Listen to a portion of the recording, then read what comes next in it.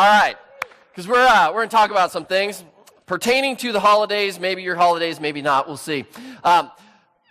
Ferguson. You've been reading reports? Watching stuff on the internet? I'm stunned as I'm reading things about Ferguson, Missouri, and the conflict that has happened there. And I read something on this side, and I go, wow, that's pretty clear. I mean, that's tragic. That's whatever it is that they're saying. That's terrible. And I read something from a police officer's perspective over here, and I go, wait.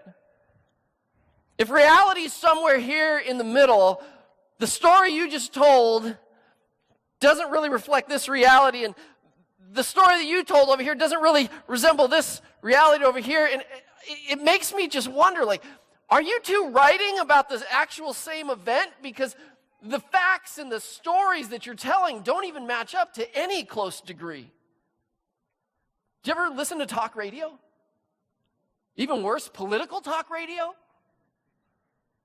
And you listen to people argue for their point of view, and you might even agree with their point of view, because most of us don't listen to talk radio that disagrees with our point of view, right? But every now and then you hear them say something, you're like, actually, that's not even true.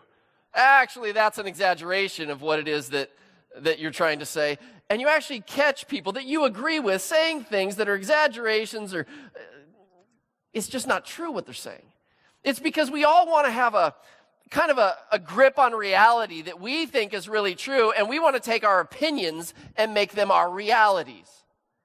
Well, the truth is, it doesn't make it any more reality just because we believe it and trying to convince other people that it's true. I haven't said anything about what I believe about Ferguson, and the truth probably lies somewhere in between, but I know this, that reality is God's perspective. And one of the things I'm trying to do in my life is say, God, what's your perspective on something? Which really means, God, what's the truth on this? What's the reality on this?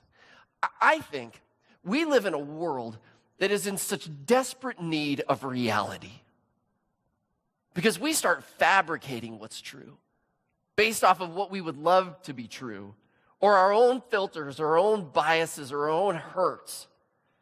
I think Ferguson is just one of those situations, like a lot of situations around the world, where our biases meet reality, and we don't even know what reality is anymore. We started this series. It's just a short little series going into Christmas during the holidays called Crucial Conversations. How do you hold a crucial conversation with someone? If you missed last week, I would highly recommend go and podcast last week so that this week makes sense. I'm going to try not to leave you behind. But a crucial conversation is defined as this. You have to have three things in place. The number one thing is this, is that opinions vary. You're in a conversation with someone and you don't agree. All right, so opinions vary. The other is this, is that the stakes are high, meaning that there's something about the conversation that it deeply matters. You're not arguing whether this football team is better than that football team. It's a significant conversation. That the third part is this, not just that there's differing opinions, but that it matters, but emotion somehow got involved in this. And maybe you didn't even see it coming. But before you realized that you were talking about something and they said something, it just rubbed you the wrong way. And all of a sudden, just lit a fire in you. You're actually staged, poised for a crucial conversation. Now, last week I started with this. What we all desire in relationships is love. You and me, what we want more than anything else in relationships is love. However, there's something else that we really deeply desire in relationships. And the book of Proverbs puts it like this. An honest answer is like a kiss on the lips rather than a punch in the nose. Now, I added the rather than the punch in the nose. I just want to see if you're paying attention there. Do you remember the first time you either got kissed or gave a kiss? Do you remember that moment? You know, you're kind of probably nervous. I was. And you looked at that other person, you're like, wow. She smiled and revealed all those braces, and you're like, oh. And you lean forward, and maybe you missed, maybe you hit, maybe you kind of slobbered over here on her face. I don't know, but there's something kind of magical about that.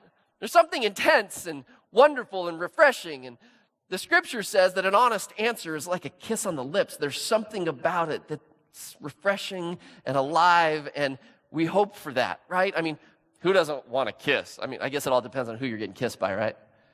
Because everybody had that aunt, right? She'd come over for Thanksgiving. She'd sit in the car, and in your opinion, for an extra long time, just putting all that lipstick on just so that she can come in and like plant one on you right there and be like, that is disgusting. Sorry, my childhood growing up right there. An honest answer is like a kiss on the lips. I think we hunger and thirst for truth and honesty from people. But I think the hard thing is this, is it's hard to hear the truth from people sometimes. It's hard to hear people tell us the truth because the truth doesn't always feel good and it's not always pretty. And in the midst of that situation, it's an opportunity to have a crucial conversation about what reality is. Now, I've been studying this concept of crucial conversations, and it's almost like every time I read the scriptures now and I start looking into the Bible, it's like every scenario and narrative I run into, it's an opportunity for a crucial conversation. I was reading Exodus 18, and so let's go there. We're going to travel through this story because there's not just one crucial conversation, there's two. So we're one of those churches that we really want everybody to have an open Bible because there's something about understanding the scriptures that's just important for you. So grab Bible in front of you, Exodus 18. Pretty easy to find. First book, Genesis. Second book, Exodus. Find your way there. Let me give you the scenario of this story. It's in Exodus, so this is going to be clearly about Moses and the Hebrew nation known as the nation of Israel. They watched the Egyptians. They were in slavery. The Israelites were in slavery in Egypt, right? And the plagues started rolling through. And the Egyptians were suffering under it until the last plague, where the oldest Egyptian boy in every household died. The Egyptians were like, hey, that's enough. We're done. The Israelites, get out of here. Not only did they send them off, but they actually sent them off with a lot of their wealth and their stuff. And these Israelites march out of Egypt. And it took a day or two for these Egyptians to realize, we just sent our labor force away, and we sent them away with our stuff, and they were mad. And they chased them down. They backed them up to the sea, and you know this part of the story, right? You've seen it in a movie. The waters part, and the Israelites walk across dry land to the other side, and the Egyptians are like, if the Israelites can do it, we can do it. And so they start, and the waters come in on them, and they drown. And it wasn't long after that the Israelites are wandering through the desert, and I've watched enough Survivor Man to know that wandering in the desert's hard, right? It's difficult, not a lot of water around there. But they're surviving, God's providing for them. And then they run into this group called the Amalekites. And the Amalekites come to them and attack them. But this nation rises up, Israel, and they defend themselves, and God helps them win this great battle and this great victory. See, get this. Up until this point, the nation of Israel, yes, they've suffered. Yes, it's been hard. But they've had like victory after victory after victory where God has proved himself faithful to this group of people and to their leader, Moses. And this is where this story comes in chapter 18, verse 1. And here's how it starts. Now Jethro, the priest of Midian and father-in-law of Moses, heard of everything that God had done for Moses and for his people, and how the Lord had brought Israel out of Egypt. Now, after Moses had sent away his wife Zipporah, his father-in-law Jethro received her. Now, just real quick, some people have tried to say Moses was divorcing his wife. I don't know why, but it just wasn't going well. She wasn't nice to him anymore. I don't know. But they tried to say he was divorcing his wife, sent her back to her dad. I think what was happening in this is he's saying, man, we've come out of Egypt, through the sea, wandered in the desert, attacked by the Amalekites, all of these victories. Go tell your dad. Go tell your dad. Take our two boys and go tell your dad what it is that God has done for us. I think that's the scenario that's happening here. And so Jethro received her and her two sons. One son was named Gershom, for Moses said, I have become a foreigner in a foreign land. And the other was named Eleazar, for he said, my father's God was my helper. He saved me from the sword of Pharaoh. Jethro, Moses' father-in-law, together with Moses, his sons and wife, came to him in the wilderness. So Jethro and his daughter, the wife of Moses, and these two boys come back to Moses in the desert. That's their plan, where he camped near the mountain of God. Jethro had sent word to Moses, I, your father-in-law, Jethro, am coming to you with your wife and her two sons. There's a couple things that we probably need to clarify in here. Who's Jethro? Moses' father-in-law, right? He's also In the scriptures, he's also known as Ruel by a different name. He's also called the priest of Midian, right? Where's Midian? And who are the Midianites? No one's really sure exactly where it was, other than it's kind of east in the desert, east of Egypt in the desert, somewhere out there. If you go back to Genesis 25, don't turn there. Let me just bring you up to speed on this real quick. It's a story of Abraham, and he married this one woman, not his first wife, but a couple wives later. She had 6 sons. One of his sons was named Midian. And so this group of Midians, generations ago, generations upon generations, these were people who knew the God of the scriptures. But yet they were planted somewhere east of Egypt, and other cities and people and towns came around them. And it wasn't long before the Midianites started worshiping other gods.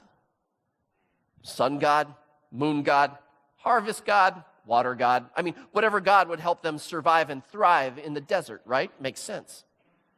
So these people were no longer people who followed the God of the scriptures. Who's Jethro? He's the priest of Midian. His father-in-law, Moses' father-in-law, is a pagan priest. And he sends Zipporah, his wife, to say, why don't you tell your dad, the pagan priest, all the things that God has done for us. And Jethro says, I've got to come and hear this for myself. And they show up, and here's how this story goes. If you look at verse 7, so Moses went out to meet his father-in-law and bowed down to him and kissed him, and they greeted each other, and then went into the tent. And begins the crucial conversation. Stop for a minute. Some of you get this, because you grew up in a family that wasn't Christian, right? You grew up in a family that was Mormon, Hindu, Buddhist, or maybe agnostic. You grew up with family who, when they heard about you coming and putting your faith in Christ and becoming a Christian, they're like, you did what? Why would you do that? Not only do we not believe that, but we believe something totally different. And you've had this crucial conversation with your family where you've said, I got to tell you, this is a story of what God's done in my life, and I just want you to know. And, I'm not saying anything against you, but clearly by me stating what I believe, I'm stating that I believe that you're wrong about what you believe. And this is a messy moment, isn't it? Because this is your dad you're going to talk to. It's your mom you're going to talk to. You should respect them. Don't be rude to them and tell them that their faith is all wrong and they raised you wrong. Do you get the intensity of this crucial conversation? Moses goes into this tent. Verse 8, Moses told his father-in-law about everything that the Lord had done to Pharaoh and the Egyptians for Israel's sake, and about all the hardships they had met along the way and how the Lord had saved them. Here's Jethro's response, and wouldn't it be awesome if all these conversations went this well? Jethro was delighted to hear about all the good things the Lord had done for Israel in rescuing them from the hand of the Egyptians. Jethro said, praise be to the Lord who rescued you from the hand of the Egyptians and of Pharaoh, and who rescued the people from the hand of the Egyptians. Now I know that the Lord is greater than all other gods. Wouldn't it be awesome if when you went to your family who didn't know Christ, that was their response? Like, wow, you've changed. There's something different about you. This is unbelievable. Praise be to your God. I want your God to be my God now. This is essentially what happens. Listen to what happens next. Then Jethro, Moses' father-in-law, brought a burnt offering and other sacrifices to God. And Aaron came there, and who's the priest? Aaron, the priest, came with all the elders of Israel to eat a meal with Moses' father-in-law in the presence of God. Moses converts his father-in-law to become call him a Yahwist, a follower of Yahweh, the God of the Old Testament. It's amazing. Crucial conversation goes so well. Moses is like, let me just tell you what God just did and how he rescued us. The sea went like this, and we walked across, and then it closed on all the Egyptians. And what's Jethro going to say? Like, no, I don't think that happened. He recognizes that something amazing happened. And in this conversation with Moses, he's like, I want your God to be my God. Stop for a minute. This isn't just some irreligious guy. He's the priest of Midian. He's going to go back to his town. And he's like, well, guys, I kind of resigned as the priest of Midian. I'm actually going to be a follower of my son-in-law's God. Who knows, maybe he converted his entire town to become followers of God. It's interesting, though, because it's right at this moment that a second crucial conversation begins. The first one's over, and that's all we know about it. We don't get a lot of details to it, so I can't really fill in what's not there. But it's at this moment, the very next day, that the second crucial conversation takes place. Take a look at verse 11. The next day, Moses took his seat to serve as judge for the people, and they stood around him from morning till evening. When his father-in-law saw that all Moses was doing for the people, he said, "What is this you're doing for the people?" Stop for a minute. Your father-in-law comes to father-in-law day at work, and you're Moses. Put yourself in Moses' sandals for a minute, right? You're going to work. You're the number one guy in the nation. You sit on your throne. People come to you for judgments. We have a dispute between two people. Moses, what does God want us to do? And from morning till evening, here's your father-in-law over there. He's watching all this. Now, okay. Guys, let's check our egos real quick, right? You're Moses, and you are ruling over these people. And your father-in-law shows up to watch you rule from morning till evening. Is there just a little ounce of like, I'm going to sit a little taller, rule a little more justly, and, just stick my chest out a little bit more? If you're denying it, guys, come on, quit lying. I mean, there's something in there that we want our father-in-law to look at us going, "Way to go, boy. Proud of you." And in this moment, it's interesting because Jethro says, "What is this you're doing for the people? Why do you alone sit as judge while all these people stand around you from morning till evening?" And Moses gives him his answer. He says this, Moses answered him, "Well, because the people come to me to seek God's will. Whenever they have a dispute, it is brought to me, and I decide between the parties and inform them of God's decrees and instructions." Now, he's not being arrogant.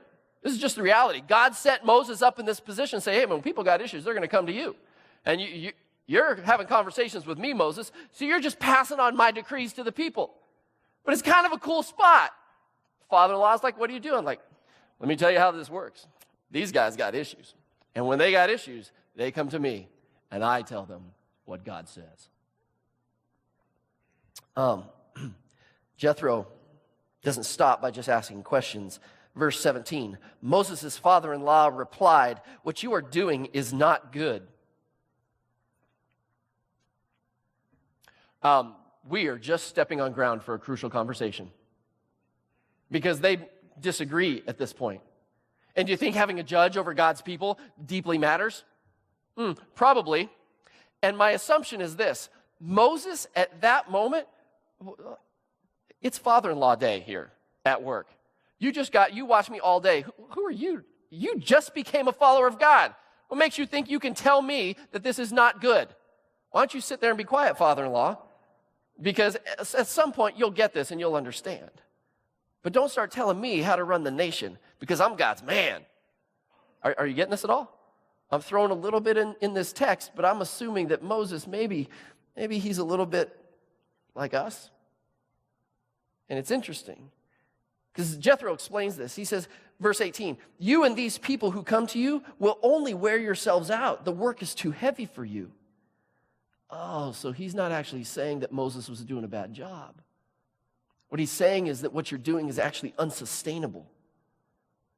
He goes on to say this, "The work is too heavy for you. You cannot handle it alone. Listen now to me, and I'm going to give you some advice, and may God be with you." I love this because he says this, "I'm going to tell you what I think you should do, but take it to God and let God confirm this in you. You must be the people's representative before God and bring their disputes to him. Teach them his decrees and instructions and show them the way that they're to live and how they're to behave." But then he says this, here's the change. "But select capable men from all the people, men who fear God, trustworthy men who hate dishonest gain, and appoint them as officials over thousands, hundreds, fifties, and tens. Have them serve as judges for the people at all times, but have them bring every difficult case to you. The simple cases they can decide for themselves.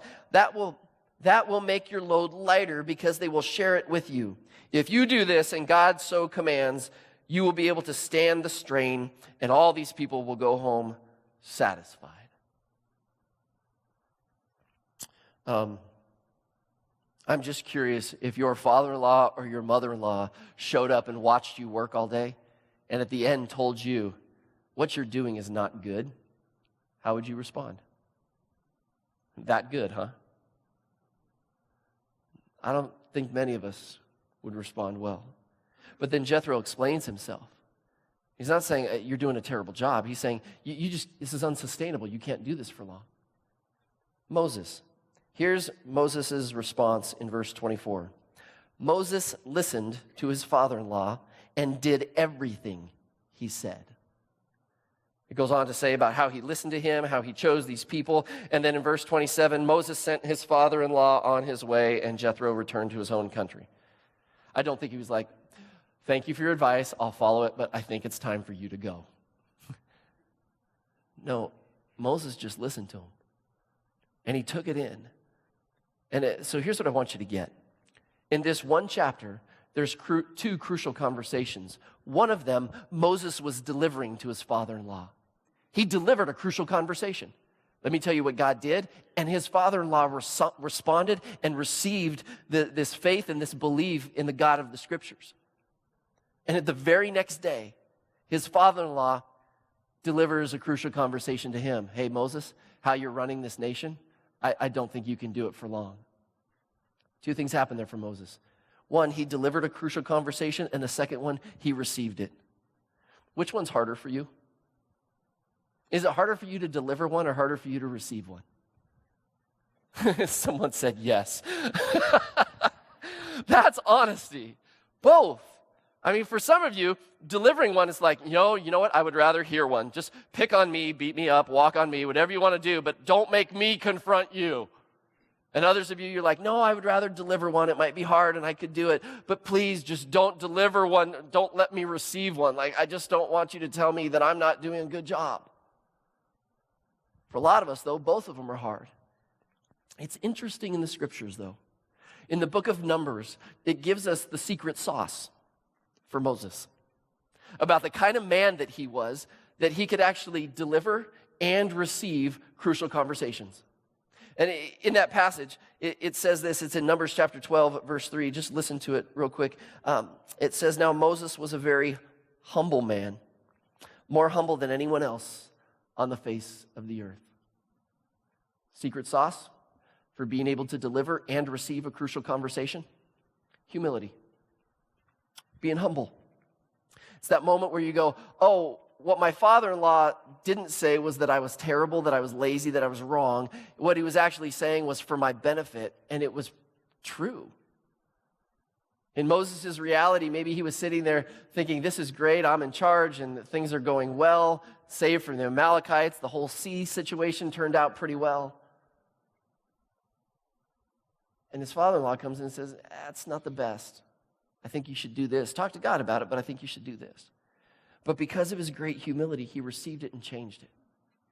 My one real big question for you today is just this. Do you have Moses-like humility where you can receive somebody who has a crucial conversation with you?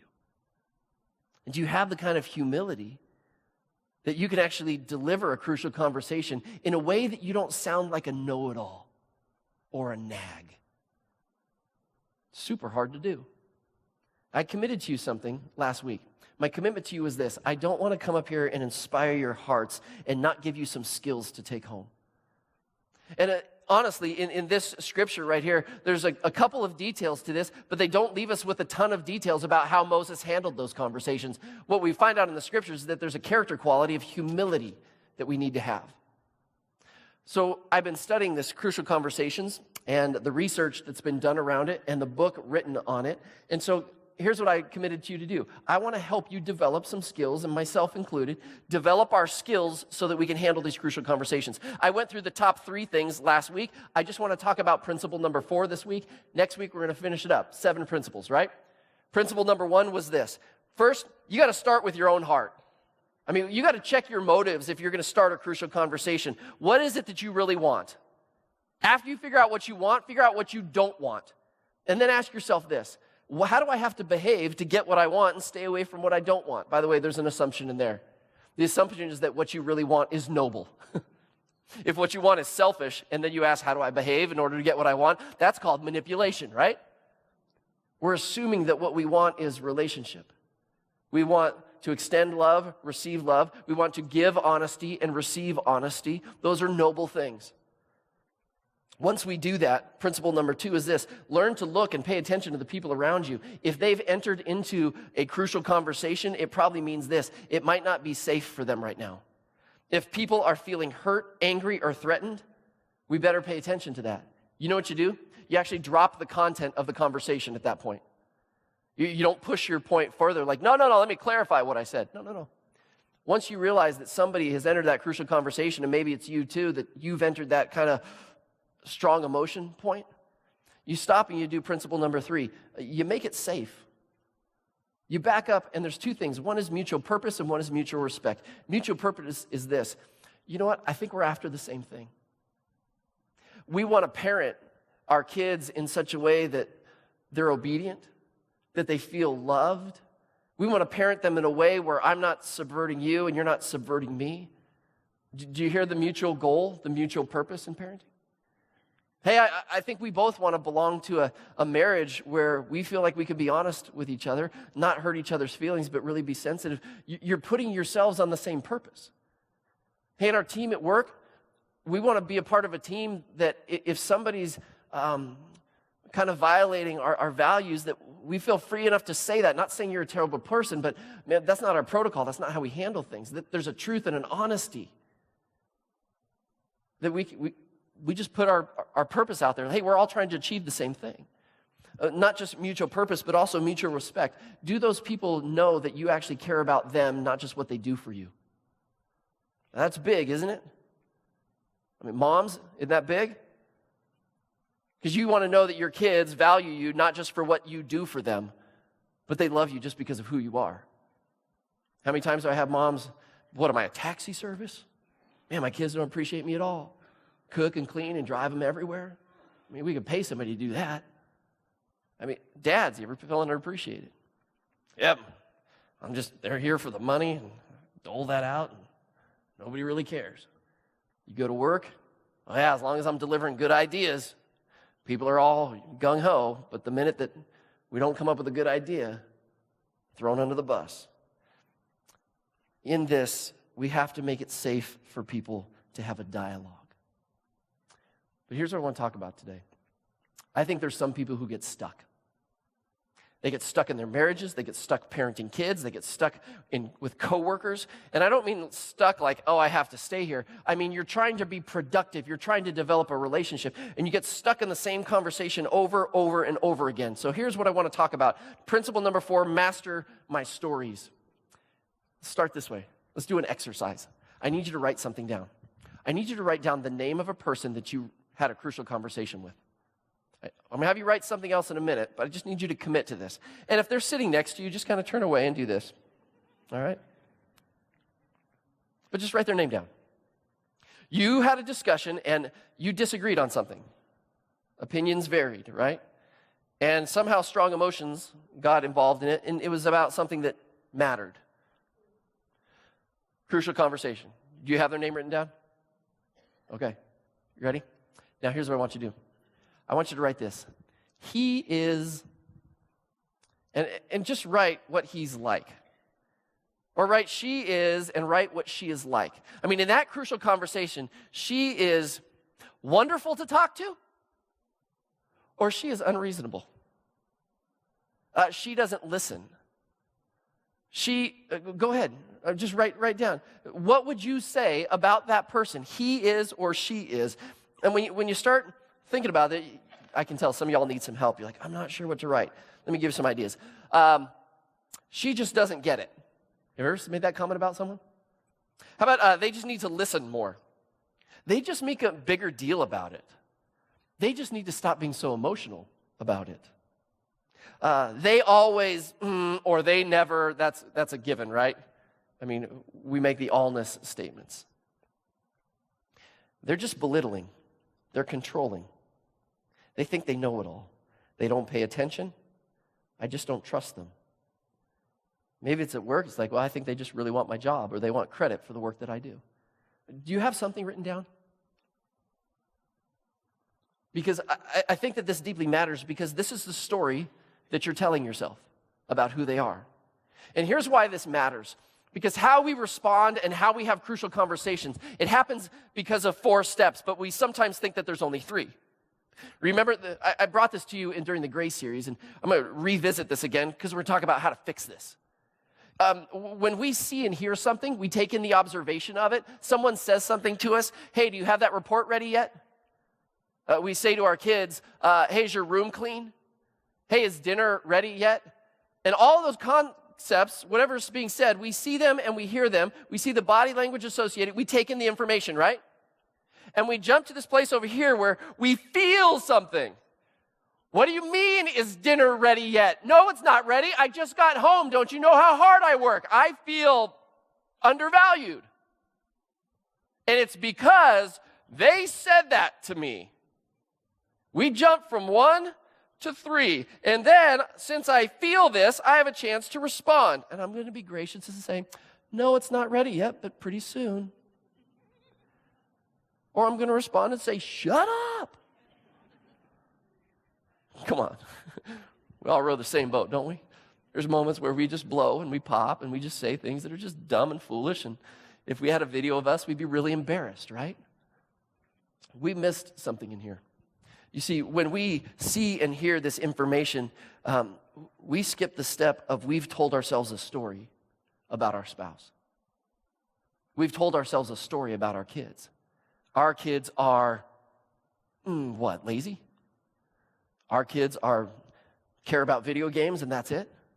Our kids just care about us as the piggy bank? Or what about that person at work? That person just takes credit? That person doesn't work nearly as hard as we do. They're always on vacation. What's the story that we've told ourselves? Because it's in that story that we start looking through this lens at all of these observations we're making, and we are actually feeding the feelings inside of us. And the truth is, like Ferguson, like political talk shows, we're actually creating a reality that might not actually be God's perspective. And let me just call God's perspective reality. We start creating this reality. Question, how do you stop doing this? Let's do this. We're going to start from here, and we're going to go backwards. This place where you're acting, ask this question. What are you doing that resembles silence or violence? We talked about silence or violence last week. Remember that? Silence might be, how am I emotionally withdrawing? Am I holding back information? Am I holding back something else? Relationship? Am I holding back sex? Because you know what? That my spouse is just not, whatever. I'm withdrawing emotionally. I'm still there, but I'm shell of a person. I'm cold. Maybe in the midst of this, I'm going to go relate to the kids. And I'm not going to relate to my spouse. Maybe the next time they need energy and effort on a project, they can go look somewhere else in the office. What about violence? I don't mean you're beating on each other. I mean coercion.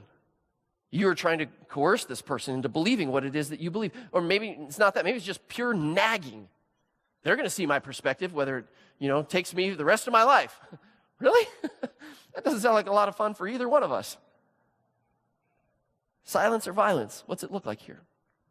And then ask this question. What are the feelings? We're going to jump back over here. What are the feelings that are informing or kind of forcing my actions that way? I mean, what is it that, and we got to get smarter about this, right? I mean, we have to have an emotional intelligence that moves beyond good, bad, or frustrated. How are you feeling? Good. Bad. No, maybe I'm frustrated. I mean, we got to develop a kind of intelligence to this. So when Moses' father-in-law said, hey, what you're doing is not good, he stops there for a moment and can go, what am I feeling at this moment? I'm feeling that you told me something that is making me feel like I'm either lazy or incompetent. And I don't like either one of those feelings because I never want to be thought of as lazy or incompetent. I want to be thought of as hardworking and a man of honor.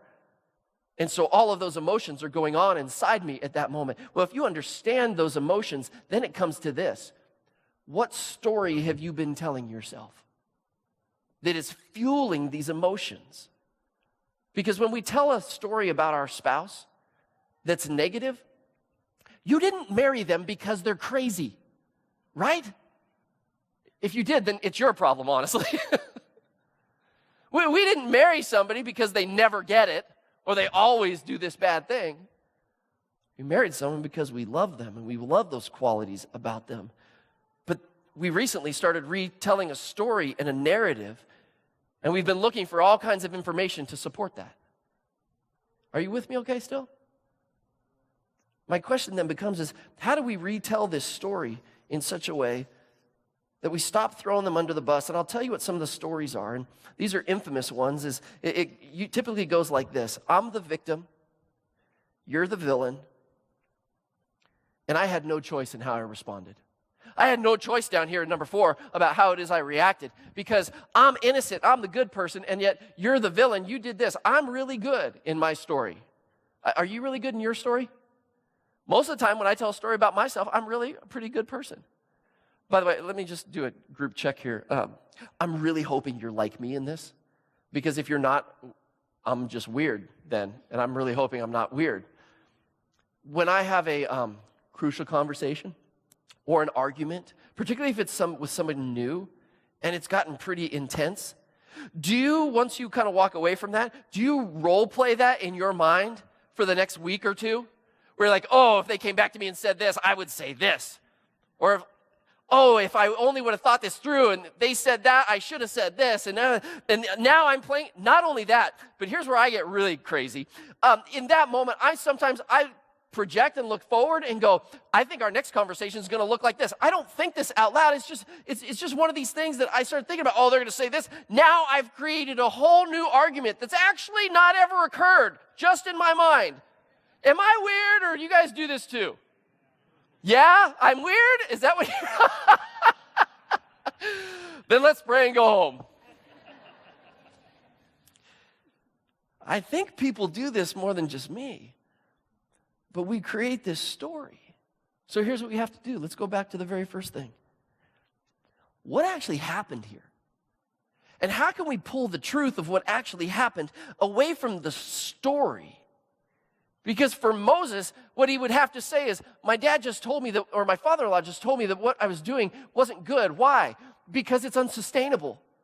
You're wearing yourself out and you're wearing the people out. He's actually telling me that because he cares about me. He didn't call me lazy. Those are actually my insecurities over there and the feelings I have and the narrative that maybe I've struggled with because of my dad who raised me, the Pharaoh, and things he used to tell me. And separate what's actually occurred, fact, from my story. When we do that, it gets really embarrassing about what our conversations are with our spouse. Because they say something, but the narrative we just told ourselves is a little crazy. And I'll be real honest with you, man, when my wife and I, we first got married, man, we would have crucial conversations about some of the dumbest stuff. And like, man, can't we get over this? And it wasn't like it was her, and it wasn't like it was me. It was just us. That we needed to grow up a little bit and figure out what are we feeling and how do these feelings and the stories that we're telling ourselves, the stories maybe we heard from our parents, things that we experienced that kind of wounded us, that we had to just get over. And it's been interesting to watch God grow us up and give us an emotional and a spiritual intelligence that we actually don't have to live as victims, and I don't have to live with a wife that's a villain. She doesn't have to live with a husband that's a villain. Because I didn't marry a villain. I married a wonderful woman. But how come we get to the place in our stories where that person that we married is a villain now? You know why we tell stories that benefit us? It's because we want to justify the stuff we're about to do. Don't miss this. The reason we create a narrative where they're bad and we're good is because we're about to do something that violates our values and we want to feel justified. Write that down. Because the minute you start telling that story, there's an action down here that you're trying to justify that even you know isn't right. Let me finish just with this. I got to end. I'm just having fun doing this right now. I'm just saying. I think there's a whole category of things that are really difficult to actually talk about. Here's what a couple of them are. Parenting. Have you ever got a call from your kid's school? Little Johnny Perfect just did something, and you might need to come in and talk to one of our counselors. Mom, Dad, what rises up in you in that moment? You think I'm a bad parent? You don't say that out loud, right? You play calm and cool on the phone, but then you get off and you go talk to your spouse, and you're like, you won't believe how dumb that counselor is. I was talking with somebody last week. She was a counselor in a school for like 40 years. And she's like, yeah, I used to have these crucial conversations with parents all the time. Parents are crazy. And I said, did you ever get a call about one of your kids? She said, yeah. I said, were you crazy? She goes, absolutely. I mean, I'm not sure we can really have that conversation all the time because we're so sensitive about our parenting. I'm not sure we can have a conversation about our marriage with other people. Because, wow, what if I let my community group know that we're struggling, or that, man, we got these issues, pray for us, or dang it, whatever you do, don't let the pastor know. Because as long as people think that things are okay, and it just degrades and degrades and degrades until it's like, where did those people go? Oh, they don't come to church anymore. They split up because they don't want to come and just deal with that. And by the way, I'm not piling on guilt. Please hear me in this. I'm not piling on guilt to a hurtful situation. I'm just saying this. It's so hard to have these crucial conversations. I have pounds of sympathy in these moments. But I just got to say, we got to start retelling our stories so that we can be truthful with each other. Our ability or our effort at work, I'm not sure that we can really talk about that. It's difficult. Our faith and our commitment to God, I mean, can you really come in and say, hey, here's a crucial conversation. I'm not sure I'm really committed to God. If you look at kind of the evidence in my life, yeah, I'm kind of halfway in and halfway out. What if somebody called you on that and said, hey, it seems to me that kind of you're here, you're not really committed to faith in Christ, but you're really not searching on the journey. Like, are you really in? Could you imagine someone saying that to you? Might be really honest. But if it's a trusted person, an honest answer could be like a kiss on the lips. I think it's really hard to have a crucial conversation around finances. I know some of your marriages, like, you just don't do this anymore. Like, it always ends bad. So here's what we do. We don't talk about it. We pray to God the money doesn't run out. Good strategy. This is how some of us live. And just flat out, our sin. I think maybe the conversation just gets so old that we really struggle. We don't want to look like a bad person. Are hard things to talk about. Here's my one question for you. Do you and I have Moses-like humility to acknowledge that there is a story that we are telling ourselves, and that story is shaping our view of reality? Because the truth is this. I think most of us don't actually have a grip on reality that's the same perspective as God's. I don't think we view our spouse all the time about how God views our spouse. I don't think we always view our kids the same way that God views our kids. I don't think God looks at our coworkers and goes, man, they're just a bunch of bozos. Maybe he does, I don't know. If that's the case, then you got to switch workplaces, all right? But maybe there's a reality that we could say, God, would you give me the humility to see people with generous eyes? And God, would you break open the story and the filter and the things I've been telling myself about these people, so that maybe I might have just enough humility to get unstuck in this. Because I don't think the scriptures teach this. Leave it all up to God and he'll fix it. I think God wants you and I to partner with him in these kind of things, to exercise humility, but develop these kind of relationships so we can have crucial conversations, not just in our marriages, not just with our kids, not just at church, but in our workplace as well. Hey, would you pray with me?